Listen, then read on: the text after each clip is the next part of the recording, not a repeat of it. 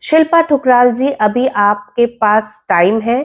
बच्चे से इंटरेक्शन ज्यादा कीजिए, सोशलाइजेशन करवाइए, पब्लिक प्लेसेस विजिट करवाइए। मेरी ये वाली वीडियो आप जरूर चेकआउट कीजिए, जिसपे मैंने बताया है कि किस तरह से डिफरेंट पब्लिक प्लेसेस में विजिट करवा के आप वोकैबुलरी को एनहांस कर सकते हैं।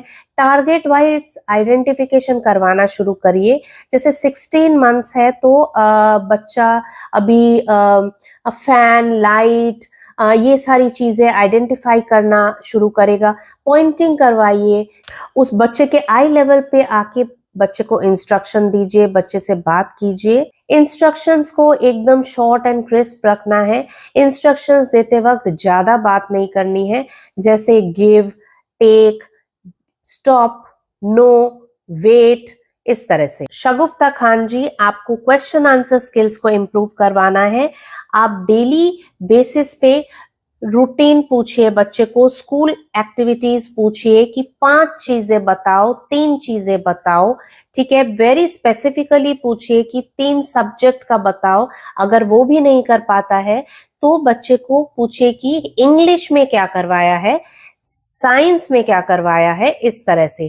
तो इस तरह से धीरे धीरे और डेली बेसिस पे जब आप पूछेंगे तो बच्चा समझेगा और क्वेश्चन आंसर स्किल्स में इंप्रूवमेंट होगी और बच्चा बोलना भी सीखेगा। ये आप घर पे करवाइए और धीरे धीरे उसे जनरलाइज करवाइए दूसरे इंस्टेंसेस में भी। मेरी जनरलाइजेशन वाली वीडियो देखिए, इस पे स्टेप बाय स्टेप बताया है कि किस तरह से आप बच्चे को घर पे करवा के और धीरे धीरे बाहर के लोगों के साथ मिक्सअप करवा के किस तरह से आप दूसरों से भी बात करवाएंगे। आप स्कूल में भी बात कीजिए कि we are working on it और थोड़ा टाइम दीजिए। और अगर इन सारी एक्टिविटीज के बावजूद आपको कोई इम्प्रूवमेंट नहीं आती है तो स्पीच लैंग्वेज पैथोलॉजिस्ट को कंसल्ट करना ना भूलें।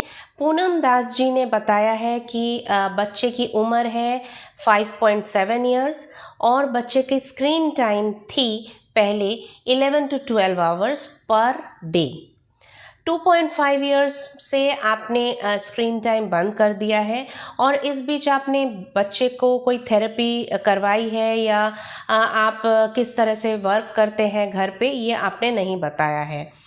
तो कोई बात नहीं। और आपने ये भी बताया है कि बच्चे की अटेंशन कम्युनिकेशन स्किल्स पुअर है, आपको उस पर एक्सटेंसिव वर्क करना है क्योंकि बच्चे को वर्चुअल ऑटिज्म के साइंस ऑलरेडी आ चुके हैं।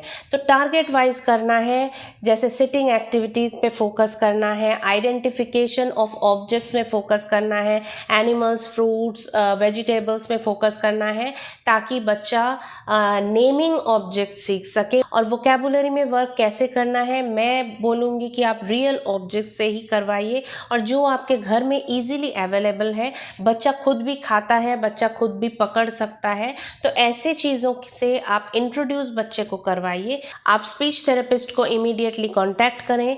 प्रियम्स ज्वेलरी फैशन हब पूछ रहे हैं, डाउन सिंड्रोम बच्चे को कैसे च्यूइंग सिखाएं। ये एक बहुत ही बड़ा टॉपिक है। देखिए, च्यूइंग में टंग एंड टंग मूवमेंट का बहुत ही बड़ा रोल रहता है और डाउन सिंड्रोम के बच्चों में जैसा कि हम जानते हैं कि टंग थिक रहती है, लॉन्ग रहती है, ठीक है, जिसकी वजह से टंग की फ्लेक्सिबिलिटी इम्पेयर्ड होती है। तो आपको ओरोमोटर एक्सरसाइज करवानी चाहिए जिसमें टंग मूवमेंट की एक्सरसाइज मस्ट है। आप रोटी या पराठा एट्सेट्रा दोनों मतलब जैसे रोटी का फुल्का है या पराठा का नरम वाला पोर्शन है, दांतों के बीच में डालनी है ताकि यहाँ पे आ जाए और बच्चे को थोड़ा मेहनत करने दीजिए ताकि बच्चा टंग मूवमेंट को लेके और थोड़ा मुंह को हिलाए, टंग मूवमेंट करना चाहे और बाइट को टंग में लेकर फिर निगले। तो कहीं ना कहीं च्यूइंग धीरे धीरे डेवलप होगी और बच्चा मुंह हिलाना सीखेगा, टंग मूवमेंट को करना सीखेगा। साथ ही आपको प्रॉम्प्ट भी देना है कि च्यू करो, चबाओ खाने को, अभी नहीं निगलना है।